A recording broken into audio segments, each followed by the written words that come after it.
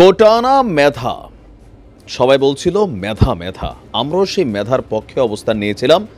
আর সেই কোটা আন্দোলনকে কেন্দ্র করে দিন শেষে আমরা দেখলাম সরকার পতন হয়ে গেল। আর সেই সরকার পতনের পর হাজার হাজার ছাত্র জনতা যারা এই ঘটনাগুলোর পেছনে অবদান রাখলো, তাদের মধ্যে অনেকে এখনও চিকিৎসাধীন আছে, প্রপার চিকিৎসা পাচ্ছে না। আবার অনেকেই আপনার কি বলা হয় যে মারা গেছে, তাদের পরিবারগুলো ঠিকমতো অর্থনৈতিক সচ্ছলতা এখনও ফিরে পায়নি। বাট এর মাঝখানে অনেক ছাত্রের কপাল খুলে গেছে। মন্ত্রী এমপি একটা প্রধানমন্ত্রী লেভেল অফ পাওয়ারে তারা ঘুরছেন, সব কিছু পজিটিভ দেখছেন, রাজনৈতিক দল তৈরির চেষ্টা করছেন, এমপি হবার স্বপ্ন দেখছেন। কিন্তু অপরদিকে যে আন্দোলনটা ঘিরে এত কিছু ঘটে গেল, সেই কোটা কি বিলুপ্ত হলো? আবার সেই কোটাকে সামনে আনার পরে আজকে আমরা মেডিকেল ভর্তি পরীক্ষার রেজাল্টটা নিয়ে কথা বলছি। আমরা দেখলাম গতকালকে আবার বৈষম্য বিরোধী ছাত্ররা এই কোটা নিয়ে একটা আবার মানববন্ধন করলো। আমার কাছে মনে হয়েছে এটা একটা ফাইজলামি ছাড়া আর কিছুই না। কেন ফাইজলামও বললাম, যে এই কোটা মেধা আন্দোলন থেকে সরকার পতন ঘটলো, এখন সরকারে তো এই মেধার লোকেরাই বৈশা আছে, তাই না? তো তাহলে 24-25 শিক্ষাবর্ষের ভর্তি পরীক্ষার যে ফলটা প্রকাশিত হলো, সেখানে দেখলাম আমরা কোটার প্রাধান্য শেখ হাসিনার সরকার যেমন রেখেছিল ঠিক তেমনই আছে। তাহলে প্রশ্ন হচ্ছে যে কোটা আন্দোলন কি একটা বাহানা ছিল? অনেকে প্রশ্ন তুলছেন, ছাত্ররাও ব্যাপক পরিমাণ ক্ষোভ প্রকাশ করেছেন। কারণ 70 নাম্বার মার্কস পেয়েও একজন মেডিকেল শিক্ষার্থী মেধার ভিত্তিতে সে চান্স পায়নি, কিন্তু কোটাতে 41 নাম্বার মার্ক পেয়েও কেউ কেউ ডাক্তারি সুবিধা পেয়ে যাচ্ছেন।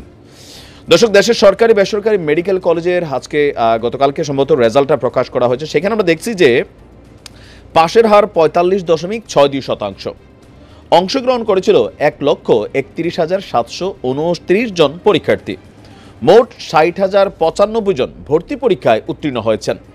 ফলাফল বিশ্লেষণে আমরা দেখছি যে 24-25 শিক্ষাবর্ষে এমবিবিএস ভর্তি পরীক্ষায় আপনার 100 নম্বরের মধ্যে 70 নম্বর পেয়েও সরকারি মেডিকেল কলেজে ভর্তির সুযোগ পাচ্ছেন না হাজার হাজার শিক্ষার্থী।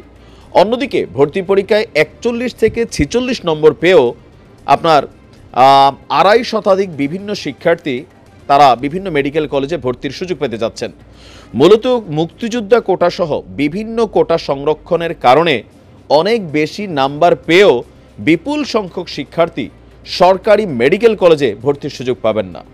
এটা নিয়েই তো শেখ হাসিনা বলছিল যে মুক্তিযোদ্ধার নাতিরা কোটা পাবে নাকি রাজাকারের পাবে। তখনই তো আওয়াজ উঠছিল, আমি কে তুমি কে, রাজাকার রাজাকার। তারপরে ঘটে গেল সেই জুলাই আগস্ট বিপ্লব।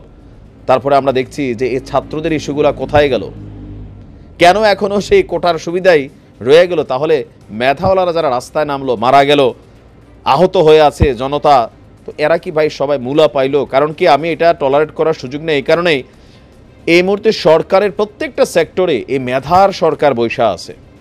তাহলে কেন এটার রেজাল্টের মধ্যে এখন এটা চলে আসলো? আর বৈষম্য বিরোধীরা মানববন্ধন করবেন কেন? আপনারা, সরকার তো আপনাদেরই।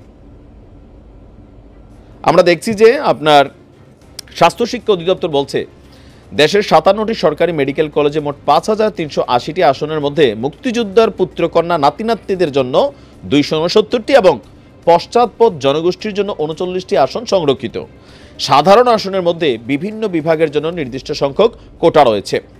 মেডিকেল ভর্তি পরীক্ষায় পাশ হচ্ছে 40, 5 নম্বর পেয়েই মুক্তিযোদ্ধা এবং পশ্চাৎপদ জনগোষ্ঠীর উপজাতি শিক্ষার্থীরা সরকারি মেডিকেলে ভর্তির জন্য নির্বাচিত হয়েছেন। মুক্তিযুদ্ধ কোটায় সব মিলিয়ে আসন রয়েছে 269টি, পাশ করেছে 193টি। তাদের তথ্য যাচাই করা হবে ভর্তির জন্য চূড়ান্ত মনোনয়ন দেওয়ার আগে। এখন আমরা যদি দেখি যে এই বিষয়টা নিয়ে তারা বলছেন, এখন কি বলা হয় যে আপনার মেডিকেলের যারা ছাত্ররা আছেন মেধার তালিকায় যারা এখানে চান্স পাচ্ছেন না, তারা বলছে যে ভাই ছাত্র জনতার অভ্যুত্থানের পরও কোটা বহাল রাখার সিদ্ধান্তটা আসলে কেমন হলো? সার্জিস বলছেন ভর্তি পরীক্ষা এখনো কিসের কোটা, আজ থেকেই এই শোষণের শেষ হতে হবে, ফুল স্টপ। তো আন্দোলনে নেমে যাও, ডাক দাও সবাই, রাজু ভাস্কর যায়। তোমাদের এই স্টেটাসে আসলে সাধারণ ছাত্ররা কি পেলো? তোমরা মন্ত্রী এমপি বিভিন্ন জায়গায় গাড়ি টাড়ি, ভাই ভালোই তো, যে মানুষের দরকার নিজে দেখ, লাইফটা এনজয় করছো।